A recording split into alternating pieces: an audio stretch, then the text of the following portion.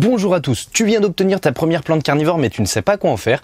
Tu as déjà une Dionée, une Drosera ou bien une Sarracenia mais tu ne sais pas comment l'entretenir, comment est-ce que tu dois l'arroser, où dois-tu la placer, que ce soit en intérieur, en extérieur, en plein soleil ou bien à l'ombre. Tu ne sais pas également si tu dois rempoter ta plante, ne te fais pas de soucis puisque dans cette vidéo je vais te donner toutes les solutions et toutes les clés en main pour que comme moi tu puisses bien cultiver et bien entretenir tes plantes carnivores.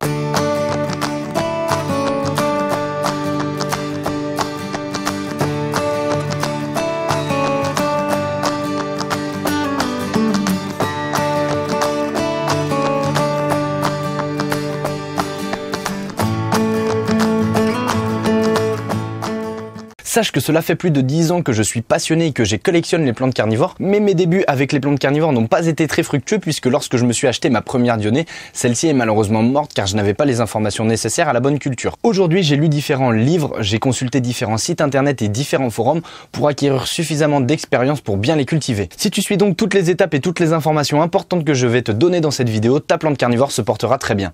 Acheter une plante carnivore, c'est comme acheter une voiture. La voiture, tu l'entretiens, tu la répares, tu lui donnes de l'essence ou bien du diesel en fonction de la nature de celle-ci. Pour la plante carnivore, c'est la même chose. La première étape très importante à respecter, c'est de l'eau de pluie. Il faut lui donner de l'eau de pluie ou de l'eau déminéralisée.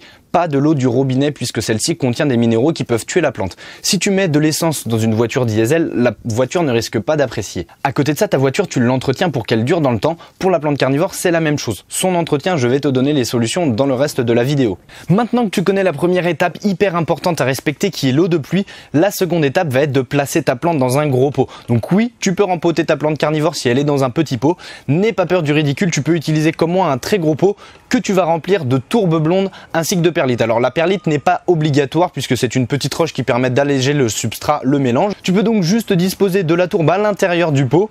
Au moins comme ça la plante aura suffisamment d'espace pour se développer. Cela permettra également de faire couverture thermique autour des racines l'hiver, même si ce sont des plantes qui résistent à des fortes gelées comme la Sarracenia qui peut résister jusqu'à du moins 15 degrés et les Dionée et les Drosera résistent jusqu'à du moins 5 environ. Tu l'auras donc compris, la plante résiste à du moins 15 degrés et du moins 5 pour les Dionée et les Drosera. Tu pourras donc placer ce gros pot directement en extérieur et tu n'auras quasiment pas besoin de l'entretenir, tu auras juste besoin d'arroser le pot. Alors comme moi, tu vas venir remplir l'ensemble de ton pot, donc du mélange spécial plante carnivore avec de la tourbe blonde et de la perlite. Alors la perlite, comme je te l'ai dit, c'est en option. Important, ne pas tasser la tourbe, de toute façon elle va se tasser naturellement avec l'eau d'arrosage.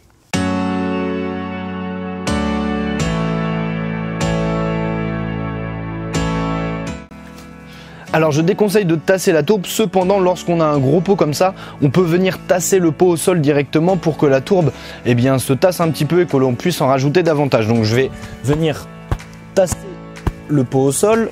Donc cela va me permettre de me rendre compte que je peux encore disposer de la tourbe dans le pot.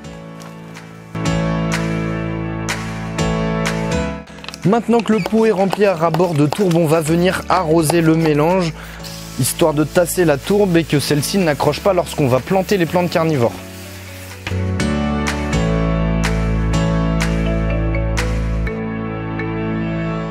Alors vous allez voir de toute façon, si vous placez votre plante en extérieur, ce que je vous recommande absolument, vous allez voir que l'eau de pluie va faire son travail naturellement puisque le pot est suffisamment gros pour recevoir l'ensemble de l'eau qui va tomber.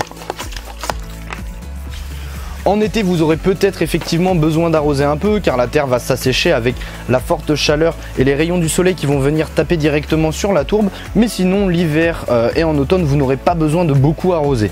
Maintenant que la tourbe est bien humidifiée, je vais pouvoir venir planter les différentes plantes carnivores dans le gros pot. Donc vous pouvez, si vous n'en avez qu'une, disposer par exemple la Sarracenia directement au milieu ou alors en disposer différentes comme j'ai décidé de le faire avec une petite Drosera intermédia, donc qui est une plante qui pousse spontanément dans les régions nantaises que l'on trouve dans les tourbières proches de Nantes, notamment la tourbière de Launier qui se situe à Sucé-sur-Erdre et également une petite Dionée. Donc je vais pouvoir disposer les trois plantes qui vont avoir, comme vous allez le voir, suffisamment d'espace pour se développer. On va commencer par rempoter la première plante carnivore, la Sarracenia. Donc il y a juste à retourner le pot, vous voyez de toute façon ça fait quelque chose d'assez compact. Je vais donc venir la disposer ici, donc je fais un pré-trou. Alors on va venir, il n'y a pas besoin de beaucoup tasser, vous pouvez même casser un petit peu la motte, histoire que les racines puissent par la suite bien se développer. On va venir légèrement tasser un petit peu autour pour que la tourbe soit bien en contact de l'ancienne tourbe qui était dans le pot. Et on va répéter l'opération pour les deux autres plantes carnivores.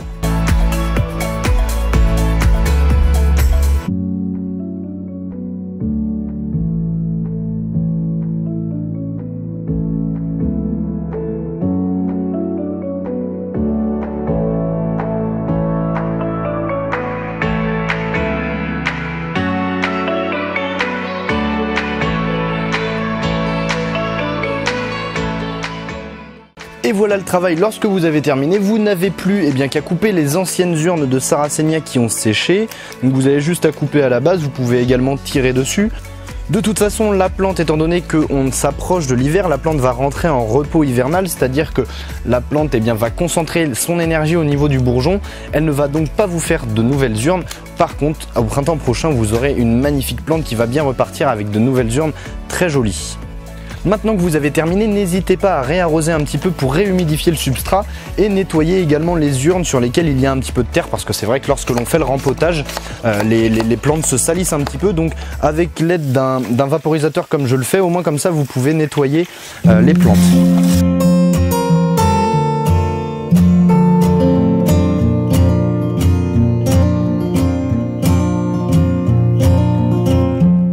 Pour les futurs arrosages, je vais vous conseiller d'utiliser un pot qui est perforé au préalable en dessous.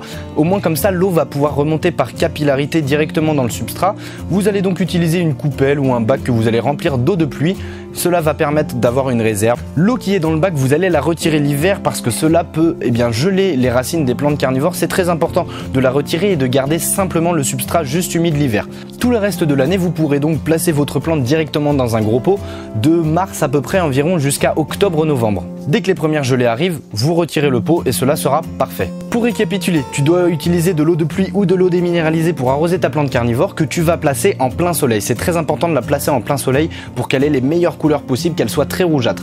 Tu dois également utiliser de la tourbe blonde et de la perlite en option pour la rempoter. Tu utiliseras un gros pot pour les rempoter que tu placeras directement en extérieur en plein soleil. Cela te permettra donc d'avoir le moins d'entretien possible. Si la vidéo t'a plu, n'hésite pas à t'abonner à ma chaîne. Tu peux également me dire dans les commentaires si les conseils que j'ai pu te donner t'ont servi à quelque chose. Sache que j'aimerais à travers cette chaîne YouTube démocratiser les plantes carnivores, continuer à les valoriser, les mettre beaucoup plus en avant, démocratiser un petit peu leur culture. Si tu souhaites donc continuer à me suivre, tu peux t'abonner à la chaîne. En tout cas, moi je te dis à la prochaine pour une nouvelle vidéo. Ensemble, cultivons l'insolite, c'était Les Dents de la Terre.